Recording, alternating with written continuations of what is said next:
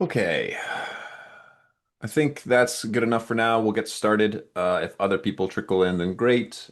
We do record these, so we'll post the recording. If you ever want to take a review back, that's totally fine. Thank you all for joining us this morning. My name is John Gestel. I'm our investor relations coordinator here. With me, as always, is Rob Bernhardt. He's our corporate counsel. Um, we'll be running through this stuff, focusing on AI and the latest in the music industry, talking about some updates to the marketplace, things that have happened. And then, yeah, of course, answering your questions. As a reminder, send your questions to the Q&A, just so that we can manage those. But we'll dive in here. Um, First, we're going to talk about the latest updates to the marketplace. There's two key changes that people need to be aware of. The first, the addition of the liquidity pool, which basically the way that works is if you are part of the liquidity pool, you get a piece of 1% of the final sale price as a kickback. To be part of the liquidity pool, you have to have made an offer within the last 30 days, and the offer you made has to have been within 10% of the final accepted price to start the final offers. So those are the two criteria. And then, yeah, we just split it evenly between everyone. So you always get a kickback, whether or not you win or lose. The other big adjustment is we've simplified the offer process. So there's no more counter offers. Now it's just one live offer. It's the highest offer. So, you're not going to have an offer up there that's sitting for 72 hours unless you're the high offer. And then artists can counter offer via their list prices. So these are all new changes. So people are obviously adjusting their strategies and figuring out best ways to engage with the system. If you have thoughts or feedback, obviously send them to us. We want to hear them. And then, as we monitor everything, see how it goes, we'll make changes as needed. Our development team is small, so we do have to take time, be very thoughtful about changes that we do make. But we always want to hear what's working, what's not working, what people like and don't like. And then obviously the market data is going to be a big driver of that decision making too. So we would encourage you to offer, work with the system, see how it works. And yeah, we're hopeful that this is going to really improve the deal velocity and make it a lot easier for sellers to accept your offers. That's one of the big goals of this change. So hopefully it will mean more deals get done for you all. Next, let's get into the AI stuff because we're starting to see AI payments and things like that. Um, so first, there's three different methods of, or I say methods, but types of AI royalties that we're starting to see. So there's training data royalties, which is kind of a big one that we're seeing a lot of, partial AI performance, and then the settlements that are happening from these publishers and the AI companies, things like that. Right now, we're only starting to really see training data royalties because it's all pretty new. And since a lot of that works on an opt-in, opt-out system, even that is kind of limited. The payments have been small so far, and it's looking more like one-time payments, but we're going to see a lot of these agreements are still getting worked on. So we'll see.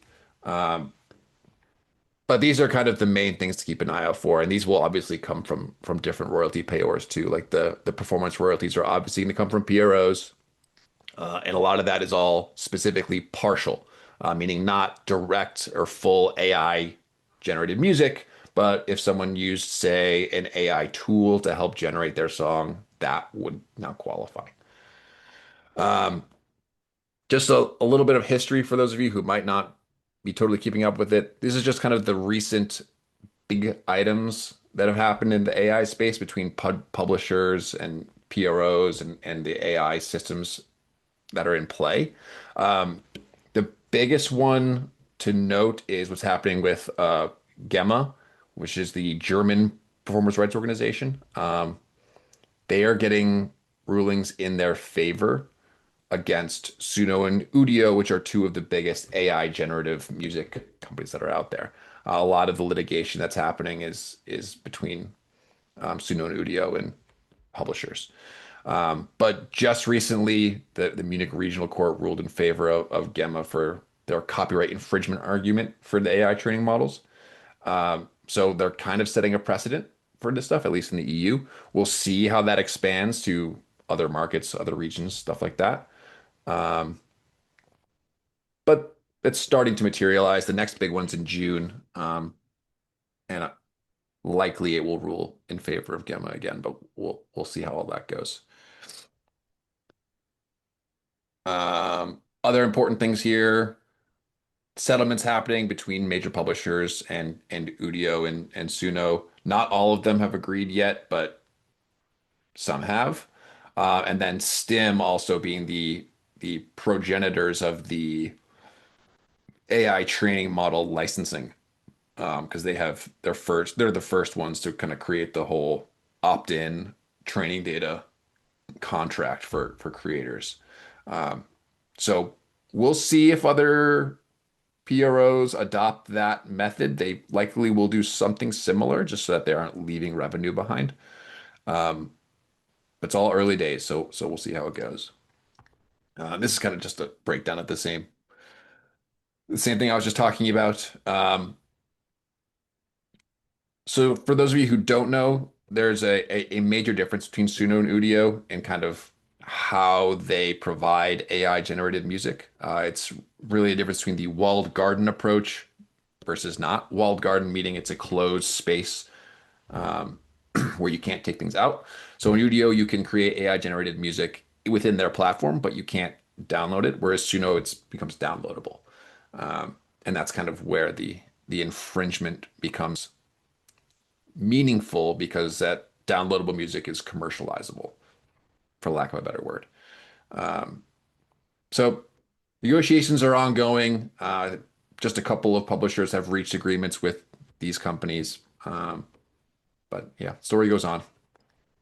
Um, Safeguards. Safeguards is kind of the answering of the question of how do we address this stuff in the music industry. Um, Most, if not all, royalty payors, DSPs, have some kind of a check or guard for AI content. Um, Spotify uses one, Deezer uses one, Believe uses one. According to Believe and TuneCore, which they just announced this in April, their detection system is 99% reliable. Um, we will see if it maintains that level. But they say it's very reliable, and that's good. I mean, that means that they're going to guard against a lot of the slop that you'll see in different platforms. Um, Another key to this is the opt-in, which I was mentioning earlier. Stim's model is specifically opt-in, um, and that will likely be the case for most moving forward. Just so that creators don't have to feel like they're being strong-armed into it. Um, Now, the big question and fear on, I would imagine, everyone's minds is what does this mean for my royalties, right? Because the dilution is a very, very real thing. In earliest reports from, I believe it was the RIAA, they were saying that it could cannibalize as much as 24% of the royalty market by 2028, which is a lot. It's a scary amount. And the amount of AI content that's being generated is a lot. Um, so according to Deezer, 44% of the uploaded music was AI generated, which is a staggering amount. But now with Believe's latest April announcement, less than 0.5% of total streams are actually being pointed at that AI generated music. So long story short, the dilution picture looks scary from an upload perspective, but from an actual consumption perspective, it's much lower, which is promising. I think that most people kind of agree that a lot of AI music is not really worth their time. They respect the artistry of the actual music, which all helps the royalties that you all own.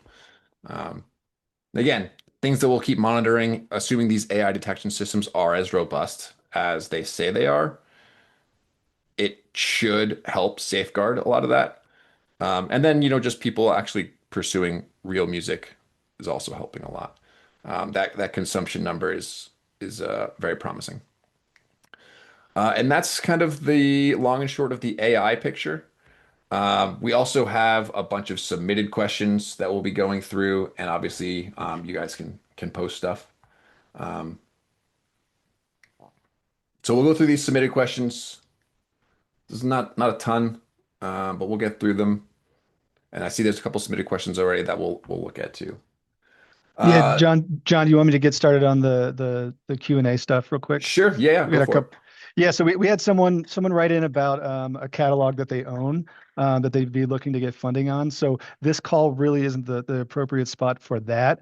But if you have a catalog that you'd like to get valued, you can go to royaltyexchange.com and click Get Funding, and that will put you in touch with one of our folks that will do the valuation. So I think that's probably the best route to go. If you have a catalog that you're looking to get funding on. And we do have a couple questions from All Access members. I think we can address, I think the specific question is around All Access members' ability to bid in the final auction, and whether we've had discussions on whether we reopen that. You know, everything we do, we can modify and change. At the moment, I think we made this change about a month ago, so you know it's still pretty early on in the process. But you know, we did it for a reason. You know, not everyone's going to like it. Um, we have seen, at least in the small sample size thus far, is deals are getting to a number quicker that way, and that was kind of really the intent of it. But obviously, we appreciate everyone's feedback. So if you have more detailed feedback or improvements that you'd like to see, certainly feel free to email us, and we'll pass those along because we're always evaluating the decisions we make with the marketplace and how it works, and certainly for our most active investors, we really appreciate all your comments. So keep those coming. We probably won't get into a super big detailed discussion about it at this point, but we're always happy to have a one-on-one conversation as far as that goes too. But we really appreciate this feedback. So thanks, guys. Cool. All right. So we'll just run through these one by one here. A lot of these are pretty straightforward questions. First one, will I be able to invest in music worldwide? Yes, we work with all markets. Um, when will my different affiliates royalties pay me as a whole, or what time period am I looking at? Um, royalty distribution schedules will vary. So it kind of depends on which companies are providing those royalties. But most often is going to be quarterly.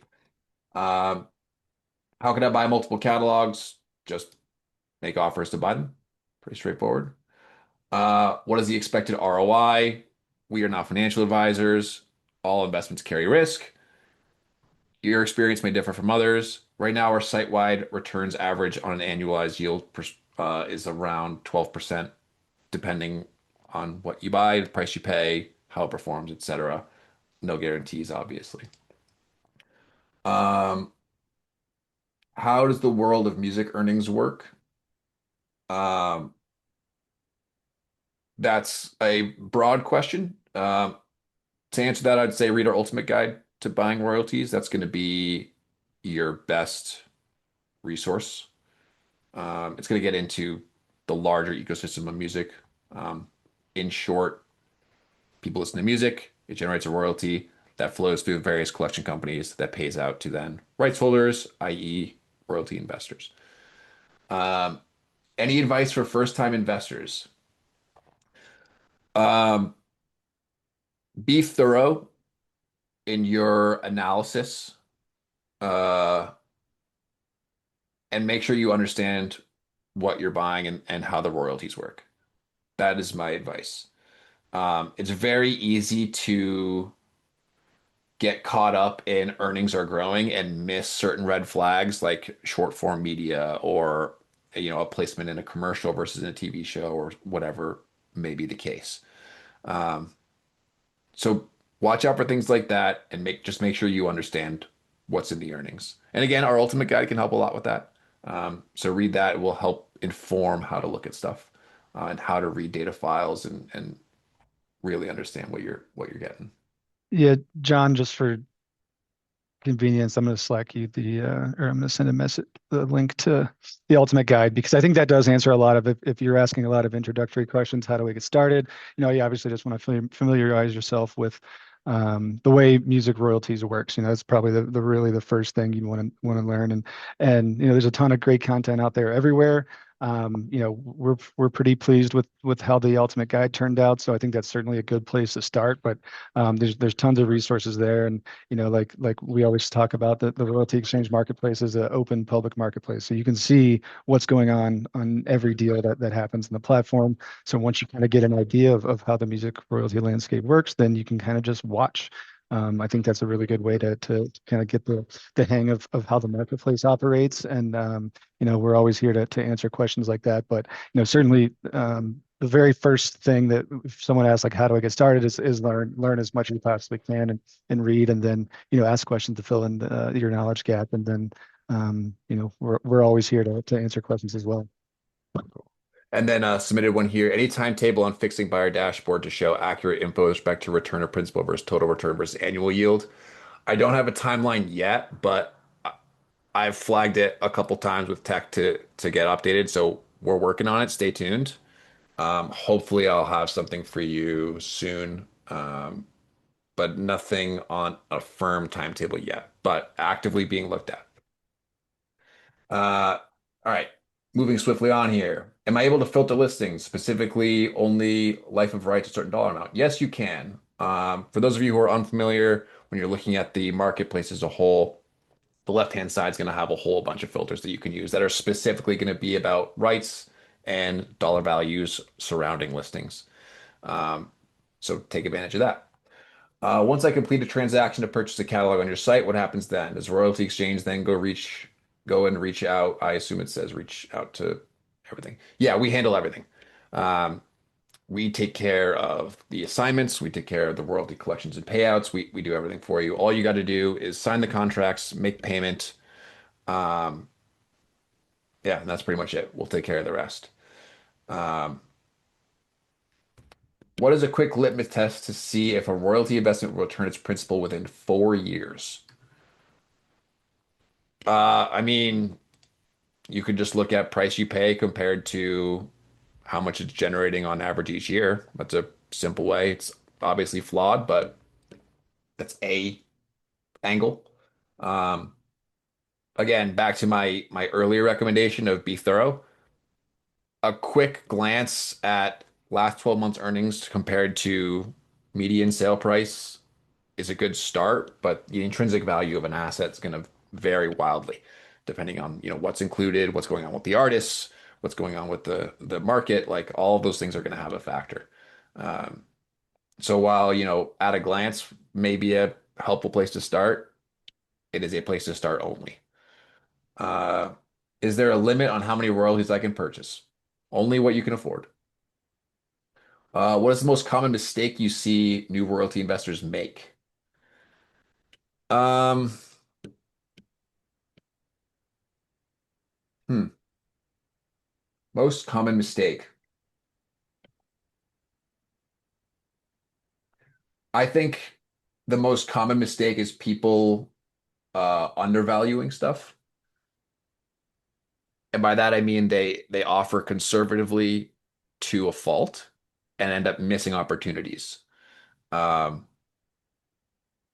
from what I've seen from the analysis I've done, is royalty assets tend to appreciate in value as you hold them. So you collect cash as you own it, and then also, the overall value of the catalog grows. And I think people discount that, and that's fine. If you build that into your model and what works for you and the returns requirements you have.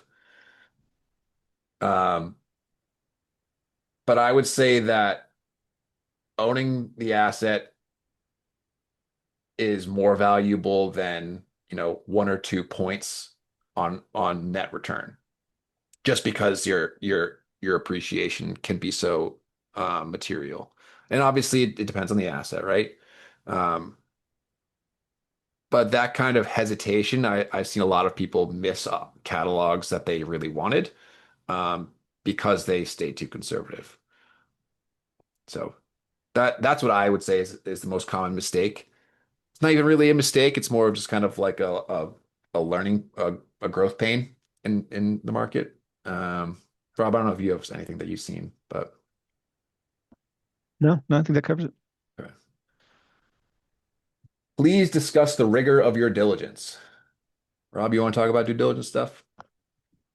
Yeah, so I guess when you see a listing on the marketplace, the only way that it can get on the marketplace is when the seller contacts us, and they say they have a royalty they'd like to sell. So kind of our principles are we confirm before anything goes up on the marketplace, we confirm that the seller is who they say they are, that they own what they say they own, and that they have the ability to sell it unencumbered. So what the first step is we'll look at the royalty stream, make sure it's a distributor that we can work with. We'll run a lean asset check on that individual to see if there's any potential encumbrances. We'll reach out directly to who pays them their royalties. So it's either their uh, performance rights organization, their label, their publisher. We will confirm with them that they do have the right to sell it, that there's no advances or any other issues that would cause a problem with the assignment. We'll check the asset itself to make sure that the earnings match what has been paid to the seller historically, and then build the listing. So once we confirm that the seller is who they say they are, that they own what they say they own, they have the ability to sell it unencumbered, that's when a listing goes up on the marketplace, and then it's available for bids. Cool. Somebody submitted questions here. What can you do to ensure more listings have list prices that engage buyers and active sellers who respond to bids? That is something that we are actively working on. A lot of that is our team working with the sellers, but particularly originating sellers. Um, Simplifying the offer process should help that because now they understand, like, hey, here is your lever that you pull to engage with the market. Um, so it is a constant point of contact between our team and sellers. And then also, I'm oftentimes talking with relisted assets to make sure, hey, like this is an unreasonable list price. If you really are serious about a sale, like you'll have to adjust it. Um, so part of that also is the featured section. Um, that area of the site is for listings that are designed to sell. Sometimes some will sneak on there that have like crazy list prices, just kind of the nature of how that churns.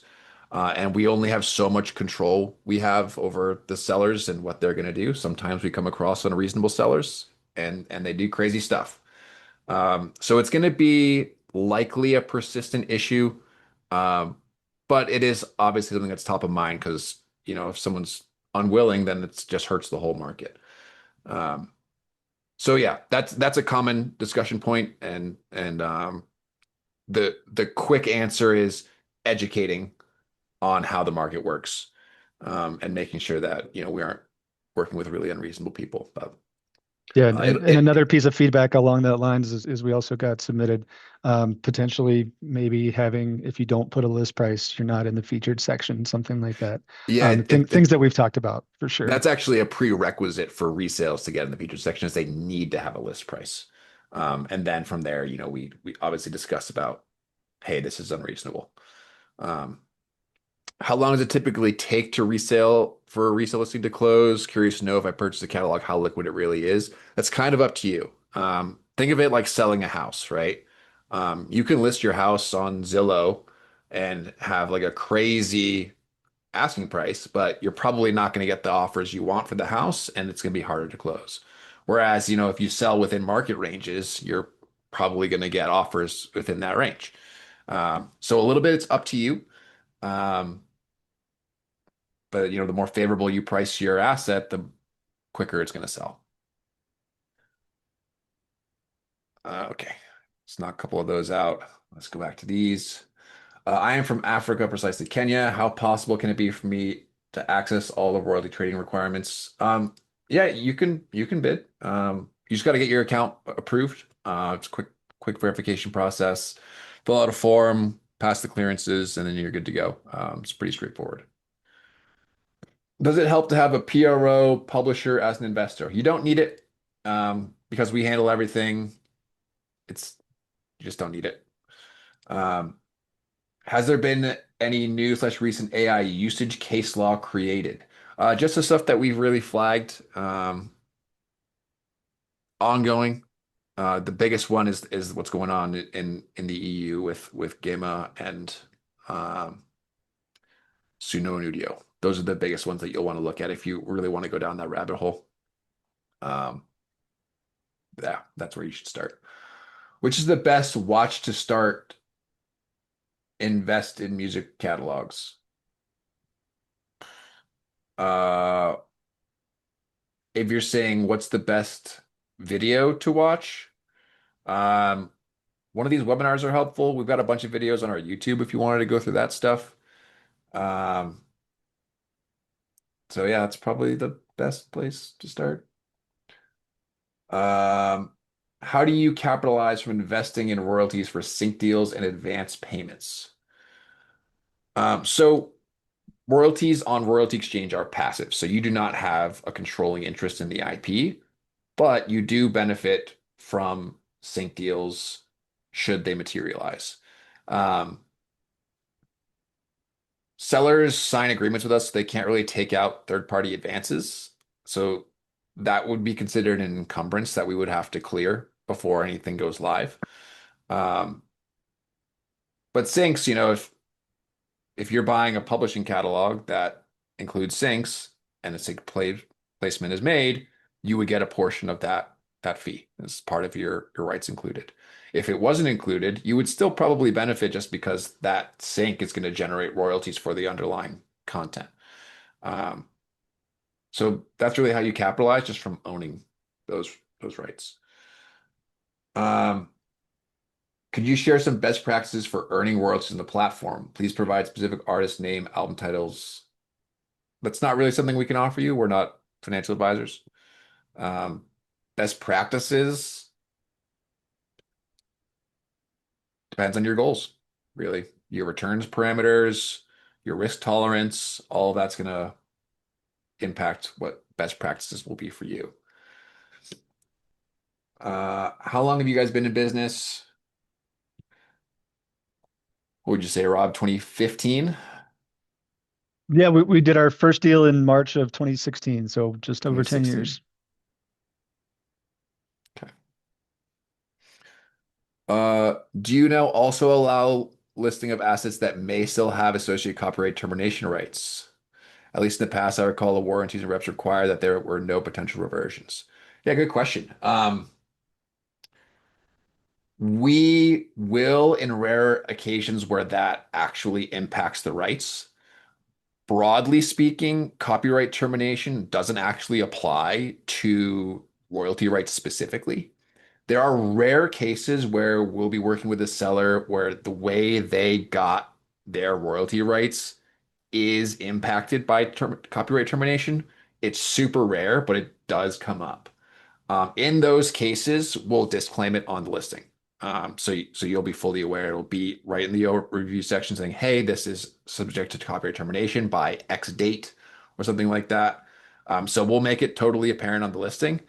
Um, so we will, but it's just super, super rare.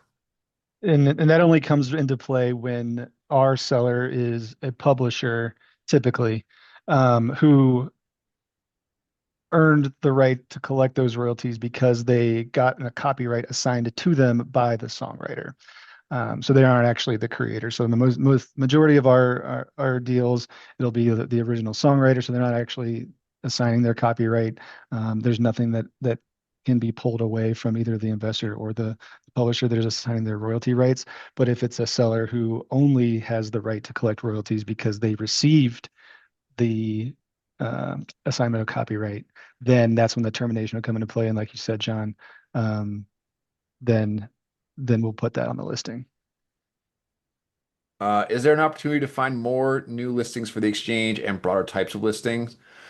Um, Always and never, and yes and no. Um, we've got full-time staff that's always looking for more artists, etc. Um, the market works as a little bit of a self-fulfilling prophecy, whereas we bring in new, bigger artists, those transact in the market, other artists see that, they want to do it, and it kind of lifts itself up. Um, Same with new rights types. A great example is the Apple ringtone royalties that I'm sure many of you saw recently. Um, that's an unusual one, but it fits in our system, and so we included it. Or like book publishing, like we had one that was like standardized testing royalties. So yeah, we're always looking for new interesting stuff as long as it fits within the ecosystem that we have.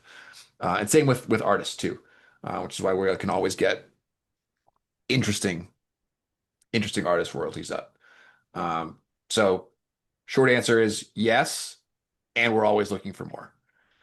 Um, Following up on the liquidity, understand that a lot of that is based on your listing price, but for listings valued fairly, is there a typical time range that you see in terms of listing day to closing? I don't know about time range. It, it yeah, it really depends on like your time frame. Like if you urgently need a sale, we can get it done in a day.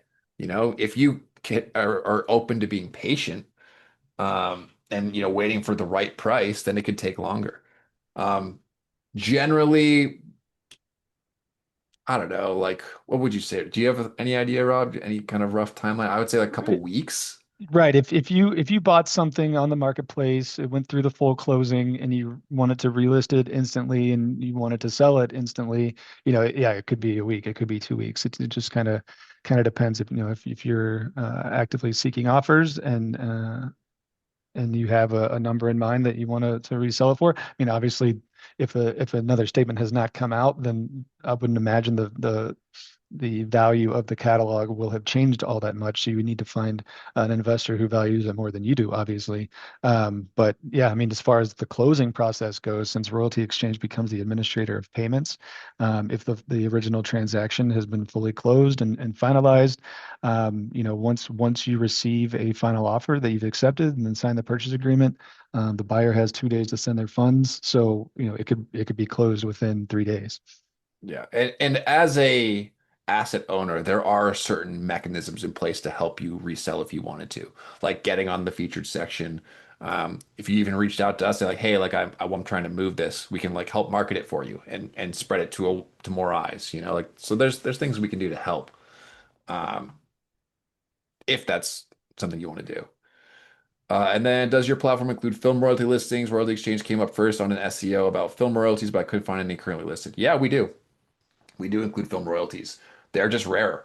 Um, so the music ecosystem of royalties and the film ecosystem of residuals are actually different. Um, so that makes the film residuals a little bit more rigid in how they can be sold.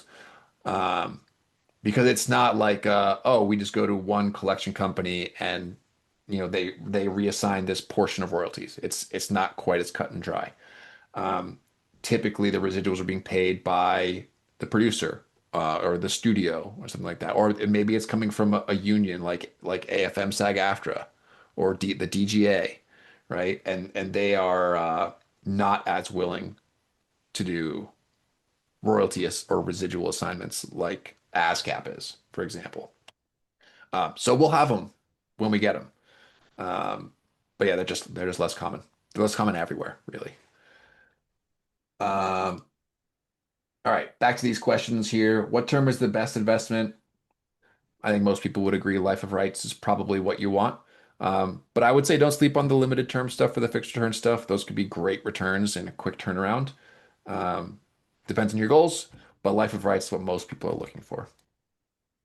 Uh, any long-term fixed return investments available? We don't really structure them for long term. They're kind of designed to be lower risk and so shorter term. Um, I mean, if that's something that you're looking for, life of rights or 30 years probably going to be equally as impactful. Um, but yeah, I mean the longer that you have the fixed return, the more risk you open yourself up to. So we try to keep them short. I think the longest term period we'll go is like 6 year recoupment, something like that on like our models. Um, yeah, that's kind of like the longest that we'll look at. Do you sell anything except working interests? If you're talking about copyrights, I think we already addressed that. Um, yeah, so we only sell passive interest. Can you talk about matching rights, time frame on winning bid, i.e., I win the bid, how long does it take to get an answer? Yeah, that's a good question. It totally varies on the contract language. Most common match period is what, 30 days, Rob? I think that's what we see the most often. They can vary between 30 and 90 days, but typically 30, I would say, is the most common. Yeah, and we've seen some short, like I remember we had a 15-day match period at one point. Um, so it varies. Um, if you are interested in a match, typically we'll only have you send a deposit down while we wait for the match. So take advantage of that too. We don't want to tie up a bunch of capital and have to return it to you. That sucks for everybody. So yeah, we'll just do a small deposit just to make sure that everything's good to go. Um, so yeah, don't be afraid of the matching rights. They can be great opportunities. Um, when music catalogs are priced at 8 times yearly earnings, how do investors justify purchase? How do you find additional catalogs for sale? Um, do the math.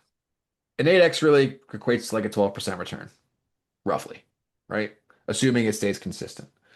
And then if you're holding that for, 50 years, that becomes quite material.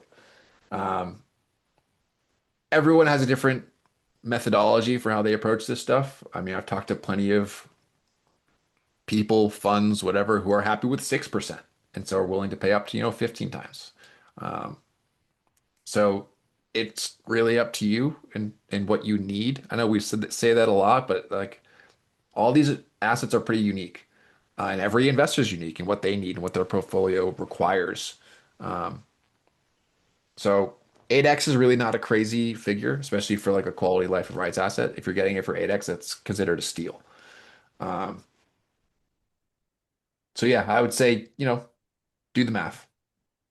If the math works for you, then pull the trigger. If it doesn't work, then we'll have lots of opportunities come up.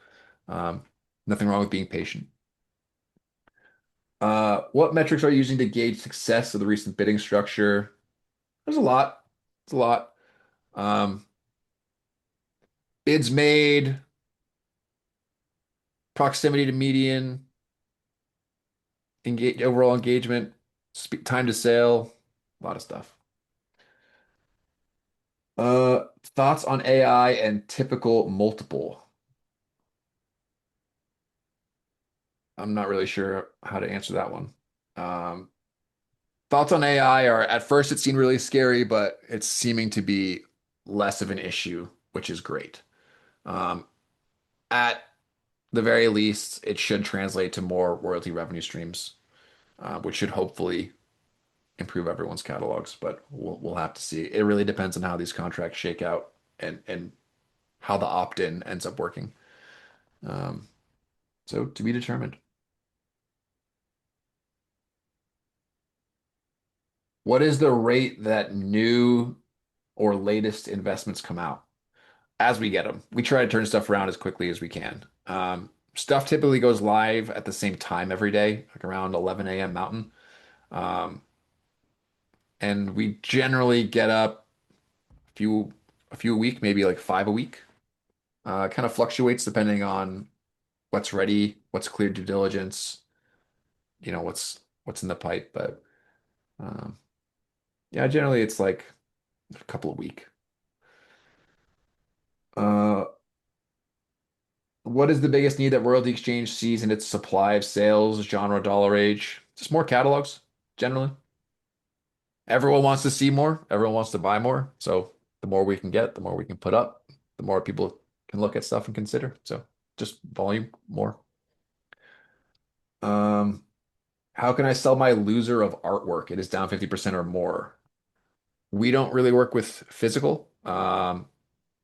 unfortunately, not really something we can speak to. Will we see more catalogs with lifetime copyrights available? Undoubtedly. Copyrights, no, but life of rights, yeah, for sure. When push comes to shove and we're talking to an artist about what they want, at the end of the day, money in their pocket is normally the main thing. What's the best way to get the most dollar value from your sale? Life of rights sale.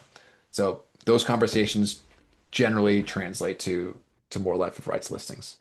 Um, yeah. So yeah, expect more. Um, Very interested in the future of royalty streaming revenue given the rise of AI. Yeah, so are we. We will see. I actually have high hopes. I think that assuming that these um, crediting models from DSPs are as robust as they say, I think that they could really lead to some positive uplift. Um, yeah, I mean it's a razor's edge, you know, like if it goes too far in one direction, it could be really negative. If it goes too far the other direction, it could be really positive. Um, so yeah, we're interested too. What other areas of royalties are you exploring for listings? What about patents, trademarks? We've done trademarks.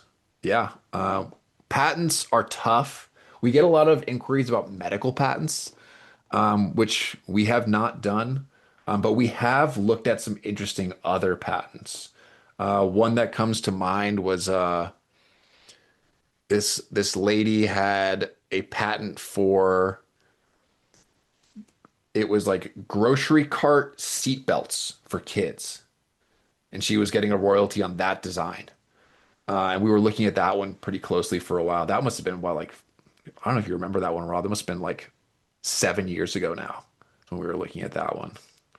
But Yeah, it's just a way tougher ecosystem because some of those things are like a 3 year exclusive right. It's completely different for the way that we have typically operated in the music business. So they're harder to value, harder to transfer, harder to monitor. So we haven't. I don't know that we've ever actually put a patent royalty up, but trademarks for yeah, sure. yeah, The most common one has been the Cherry Garcia yep, Ben and Jerry's ice cream, that trademark. So that's we've done several deals on that one and a couple other deals like that. So I mean, we're always looking. It's just the patent landscape is just way more complex to structure something that would fit on the marketplace. But always looking. yeah. The super interesting one in recent memory that I always like to flag was the royalties from standardized testing. I think that's like who knew that that was a thing? Um, any ideas on creating access for buyers on past deals, closed listings not listed on the exchange? Yeah, I know we've talked about this, but not something official. So if you see something that sold previously, hit me up, and I can go to approach that person and see if they're open to selling. Um, obviously we want to do more, so if we can do that, we will. I owe you an email, Brett. I owe you an email. Do you ever pass up opportunities to sell royalties because they include active management, admin, copyright? Rob, do you know? This is actually I don't even know. We don't pass them up. I mean, royalty exchange from a publishing standpoint, like we have administered some catalogs where the seller is really just kind of wants to get out of it, or they're an independent publisher and they just kind of want to be done with the catalog very on a small scale. So we have an administration agreement with Cobalt where we kind of handle those things. But from an active standpoint, we've not turned them down. We had a really large, and this has probably been 7 years ago now, a really large like label that wanted to sell a lot of their rights, but that included a ton of like CDs in a warehouse. And so we kind of took a more hands-off approach and said, hey, you can list this, but you're really going to have to work with the whoever ends up buying this to finalize the deal points because then it becomes not necessarily just a royalty deal. It's got you've got all kinds of sales figures and accounting obligations that need to go. So yes, so we have engaged a publishing administrator to handle publishing specific deals. But if we're talking like trying to run a whole label, those we typically either pass on or we would take a more passive approach on the marketplace, just saying, hey, here's the information that we've been provided. If you want to make an offer, you're going to have to work with the seller to come to the deal points that are important to you. But that has been so rare that it really doesn't come up all that often. Cool. Cool. All right. Any others?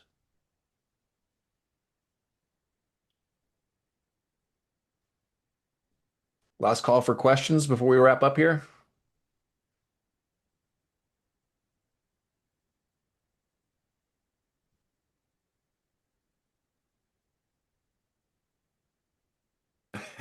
Higher tier membership to participate in all auctions?